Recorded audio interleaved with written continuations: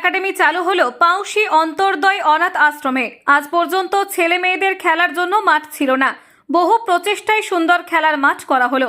আর সেই মাঠে আজ বিভিন্ন রকম খেলার আয়োজন করলো আশ্রম কর্তৃপক্ষ। প্রতিক্রিয়া দিলেন আশ্রমের কর্ণধার বলরাম করণ। পূর্ব মেদিনীপুর থেকে অংশুমান পণ্ডার রিপোর্ট, রশ্মি নিউজ। উপস্থিতিতে আজকের এই স্পোর্টস একাডেমিটা চালু করা হবে।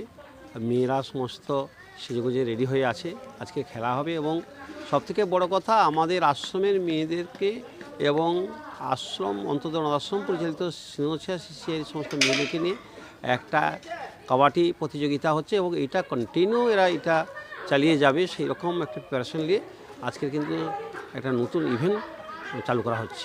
স্পোর্টস একাডেমি এটা কি একটা বাড়তি পাওনা হলো অন্তত অনাথ আশ্রম? হ্যাঁ, এটা তো খেলার মাঠ আমাদের তেমন একটা ছিল না।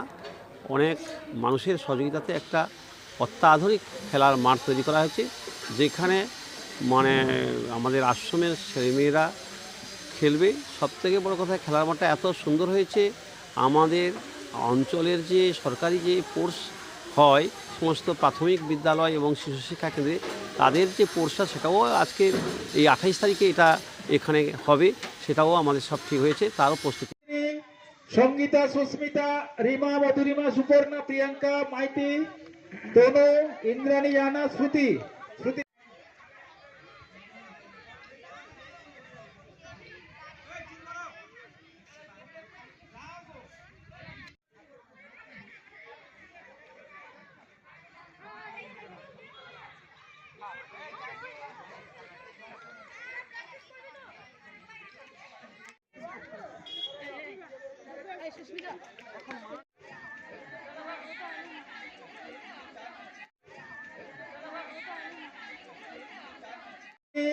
সঙ্গীতা, সুস্মিতা, রিমা, মধুরিমা, সুপর্ণা, প্রিয়াঙ্কা, মাইতি, তনু, ইন্দ্রাণী, জানা, শ্রুতি।